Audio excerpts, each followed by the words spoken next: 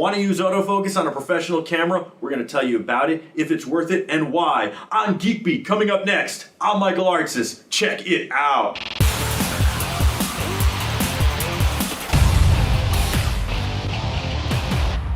Canon released the C100 and C300 a few years ago, along with the C500. All are stellar cinema cameras. They shoot beautiful, crisp images.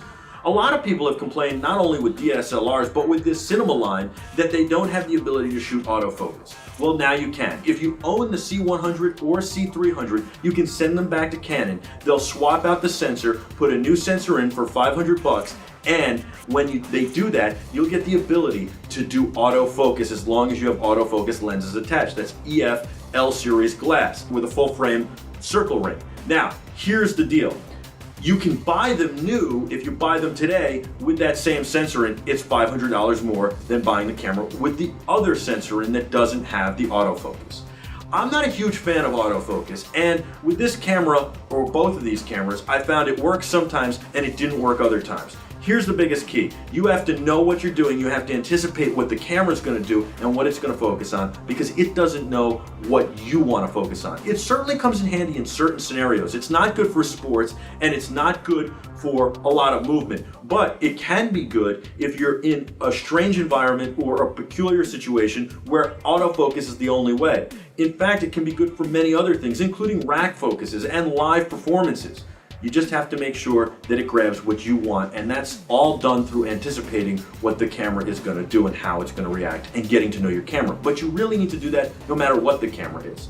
So all in all, I would say this is a worth it feature, especially because if you're ever going to resell the camera, you want to have it because the person buying it probably is going to want that. So you want to increase your resale value. But in addition to that, I can think of at least 10 or 15 times I would have used it over the last few years, which make it worth it to me for the $500, especially when you're dropping 7 to 15 grand on a camera.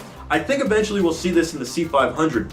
Now I want you to know it's not the same autofocus system that's in the 70D. And the reason why is because the 70D has a touch screen and you can literally touch the screen to change where the focus is. And that's a really nice autofocus system.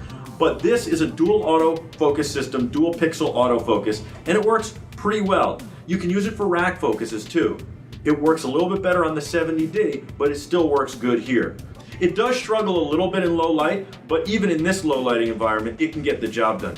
Sometimes it does search for focus, but you have to realize that's what autofocus does.